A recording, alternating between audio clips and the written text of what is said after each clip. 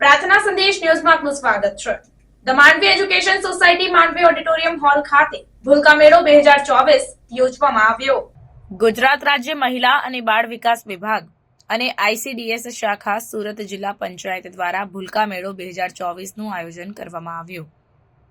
The Mandvi education society Mandvi auditorium hall ખાતે આ સમગ્ર આયોજન કરવામાં આવ્યું હતું, જેમાં વિશેષ ઉપસ્થિતિ દરિયાબેન વસાવા, અધ્યક્ષ મહિલા અને બાળ યુવા પ્રવૃત્તિ જિલ્લા પંચાયત સુરત, રોહિતભાઈ એસ પટેલ, બિપિનભાઈ ચૌધરી, કમલેશભાઈ ચૌધરી, રાધિકાબેન એસ ગામિત, શીલાબેન ગોધારી અને અર્ચના પુરોહિત, સ્ટેટ પીએસઆઈ, રાજ્ય કક્ષાએથી તથા જિલ્લા કક્ષાએથી ખ્યાતિબેન એન ભટ્ટ ઉપસ્થિત રહ્યા હતા। કાર્યક્રમમાં મહેમાનો દ્વારા દીપ પ્રગટાવી શરૂઆત કરવામાં આવી તથા ટીએલએમ નિદર્શન અને હરીફાઈ, વાનગી નિદર્શન, નાના ભૂલકાઓનો સાંસ્કૃતિક કાર્યક્રમ તથા ઘટક પીએસઆઈ દ્વારા અભ્યાસક્રમની થીમ આધારિત સર્જનાત્મક કૃતિ કરાવવામાં આવી હતી।